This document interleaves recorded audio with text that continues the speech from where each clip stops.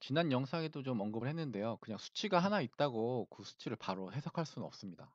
그냥 뭐 섭씨 영하 5 도라고 하면 이게 추운 건지 따뜻한 건지 알 수 있나요? 사실 알 수 있죠, 여러분 같은 경우는. 예, 여러분은 기존에 추운 날씨를 경험하고 개인적으로 다들 추운 정도의 온대된 기준이 있기 때문에 이게 추운 건지 따뜻한 건지 알 수 있는 거죠. 한마디로 비교가 되어야 뭔가 파악할 수 있게 된다는 거죠. 예. 그래서 비교를 하기 위해서 앞서 조금 언급하긴 했는데 대부분 재무제표의 개별 정보를 활용한 비율 정보를 주로 활용하고 있습니다. 다들 규모가 다르고 그 크기가 상황 따라 다르겠죠. 그에 따라서 비교하기 좀 어려운 부분이 많기 때문에 비율로 정해서 분석을 진행합니다. 즉 비율을 이용하면 크기가 다른 기업 간의 비교, 좀 특히 동일 산업의 기업 간의 비교가 상당히 용이하게 됩니다. 그렇다고 절대적 수치를 무시하는 건 아닙니다. 뭐 대표적으로 우리나라의 연간 R&D 지출액에 대한 비율, 그러니까 GDP 대비 R&D 지출액의 비율이 OECD 국가 중에서 몇 년 전부터 우리나라 1 위였지 않습니까? 근데 그렇다고 우리나라에서 가장 혁신적인 R&D 결과물이 전 세계에 제일 많이 나오는 건 아니죠. 예. 여러분들이 도전하고 있긴 하지만 그렇다고 우리가 제일 많이 나온다고 말하기 좀 힘든 것을 넘어서 사실 그 자체죠. 예. 그러니까 R&D에 투자되는 절대액을 보면 미국이 약 10분의 1? 겨우 조금 넘는 수준이었던 걸로 기억을 하는데 이 금액 역시 좀 사실확인이 필요하겠지만 지금 또 어떻게 변했는지 모르겠지만 겨우 10분의 1 정도 수준이라고 제가 봤던 기억이 납니다. 그래서 전체 크기도 봐야 하고 비율도 봐야 뭐 종합적으로 사고할 수 있겠죠. 예. 영화 본론으로 들어와서 첫 번째 재무제표를 다른 것과 비교하기 용이하기 위해서 기준을 좀 정하고 그에 맞춰서 각 항목을 비율로 정한 재무제표를 구성하는 것을 말하는데요. 이를 Common Size Finance Statement라고 합니다. 뭐 공통형 재무제표라고도 하고요. 그럼 우선 뭐 BS 먼저 보겠습니다. 네.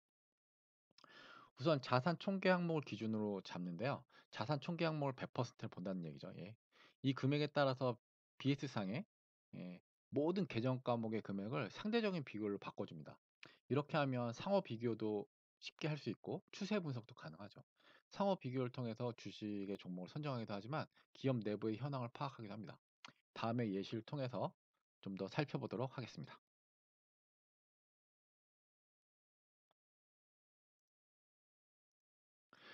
예, 간단하게 T자형으로 구성해 봤습니다.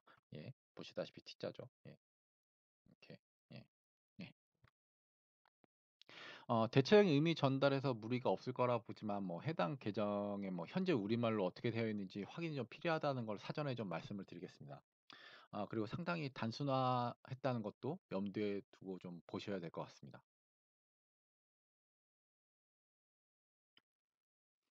이걸 좀 일반화됐던 거를 다시 이제 커먼 사이즈로 좀 변환해 보면 이렇게 보일 겁니다. 뭐 단위가 우선 퍼센트로 바뀌었고요. 자산 총계 항목이 100일 때 다른 항목들의 수치가 이렇게 보입니다. 예. 전부 다. 예. 이 자체로 근데 분석이 될까요? 단순히 나오는 비율들의 수치만 가지고 뭘 어떻게 바꿔야 할지 알 수 있을까요? 그래서 다시 한번 말씀을 드리지만 비교를 위한 기준이 필요합니다. 근데 그 기준은 어디서 가져와야 할까요? 어디서 가져오든지 간에 분석을 하기 가장 좋은 기준을 가져와야겠죠. 예, 그래서 앞서 보신 뭐 회계에서 비교 가능성을 좀 기억하신다면 뭐 경쟁사에서 가져올 수도 있겠고 같은 업종에 종사하는 기업들의 평균을 가져오기도 하죠. 예. 여기서는 좀 산업 평균을 가져왔다고 해보겠습니다. 하지만 경쟁사로 하셔도 좀 무방하고요. 여러분들이 생각하기에 더 다른 뭐 더 비교하기 좋은 기준이 있다면 이를 활용하시는 게 더 좋습니다.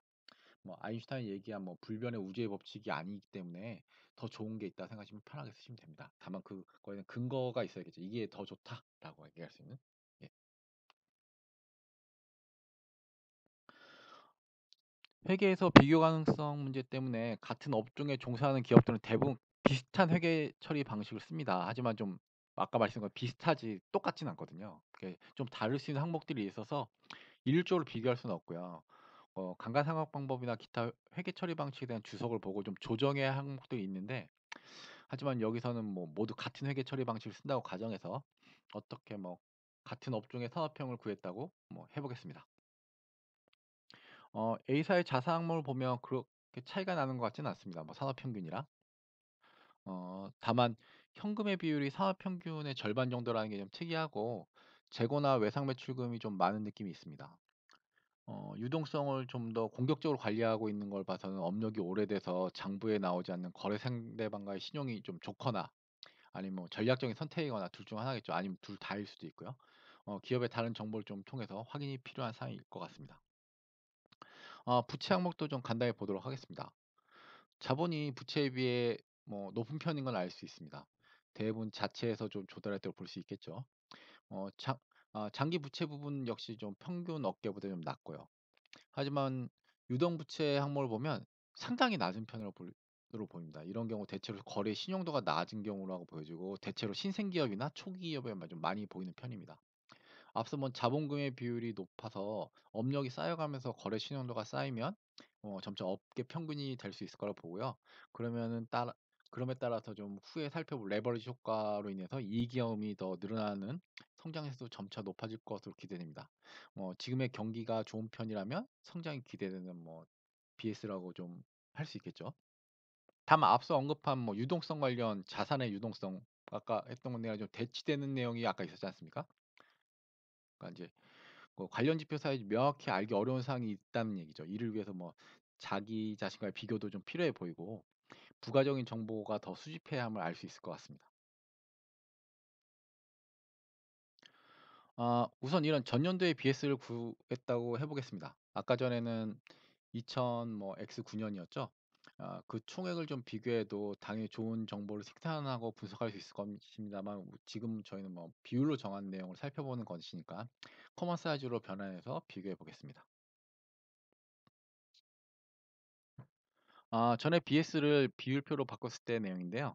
전년도뿐만 아니라 한 3에서 5개년 정도 내용을 통해서 트렌드를 살펴보면 더 좋겠지만 전년도의 내용이 그 전까지 이어지는 관행적인 비율이라고 가정해서 보도록 하겠습니다. 그럼 우선 당장 보이는 부분은 유동자산의 비율이 좀 더 늘었다는 것을 알 수 있고요.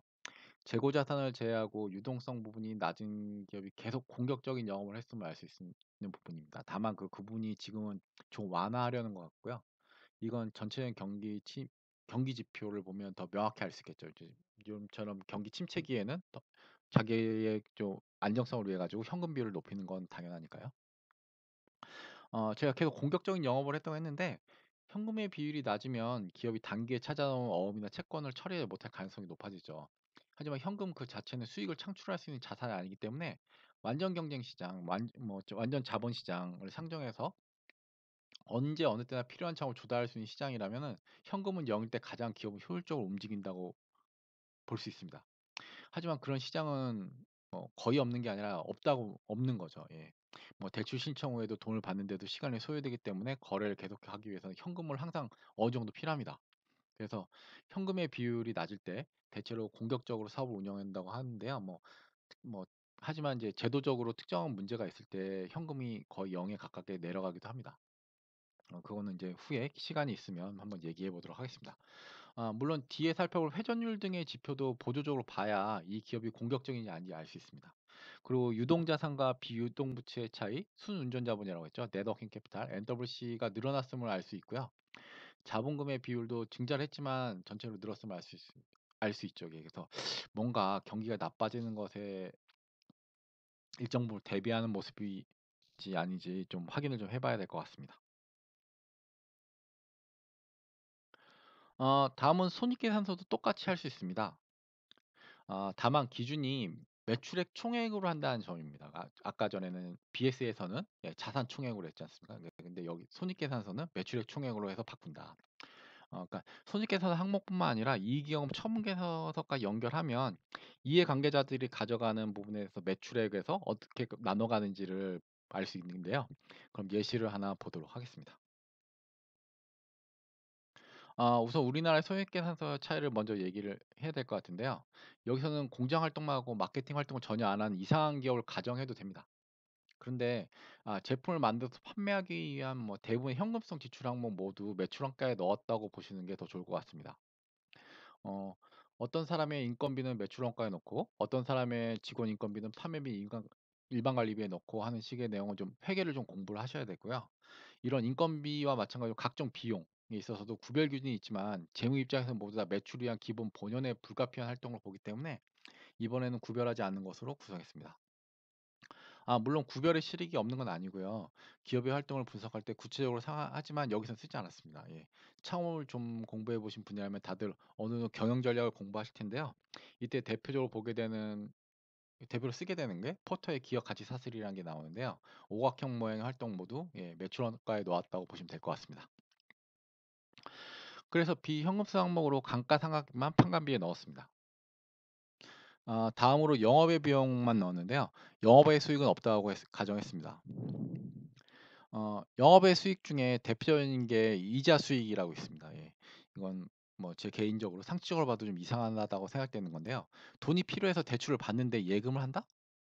돈이 있으면 여러분들 은행에 돈을 빌겠습니까? 대출 받기도 어려운데. 이를 그래서 일명 꺾기라고 은행이 수익을 높이려는 관행에서 비롯됐다고 하는데요. 지금은 불공정 거래로 분류돼서 거의 근절되었다고 하는데 제가 현업이 없다 보니까 지금 실상은 모르겠습니다. 여하간에 좀 꺾기라는 거는 은행에서 대출을 받을 때 일정 금액을 예금으로 유도해서 다시 예치하도록 유도하는 건데요. 예를 들어서 뭐 여러분들이 설비를 투자하기 위해서 2억이 필요하다고 해 보겠습니다. 그래서 2억을 대출 받으려고 은행에 갔더니 은행에서 1억 예금해 주면 2억을 대출해 줬다 하면 어떻게 되겠어요? 1억이 있었다면 여러분 1억만 대출 받았겠죠. 그래서 어쩔 수 없이 3억을 대출 받아서 3억 이상을 대출 받아 가지고 1억 이상을 예금하게 되는 현상이 발생한 거죠. 그죠?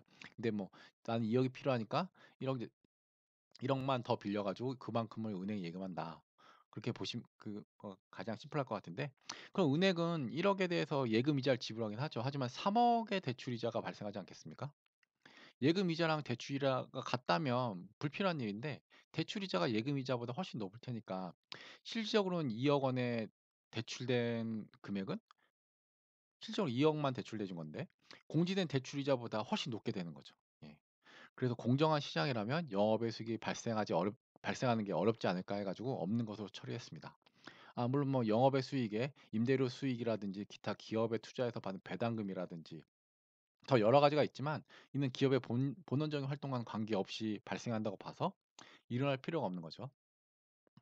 후에 배우실 포트폴리오 구성을 통한 위험 관리에서도 투자자가 분산 투자를 하면 되지 기업이 이를 대신해 줄 필요가 없다는 입장이라서 자산의 구성은 기업의 영업 활동에 필요한 자산만으로 구성했다고 가정했습니다.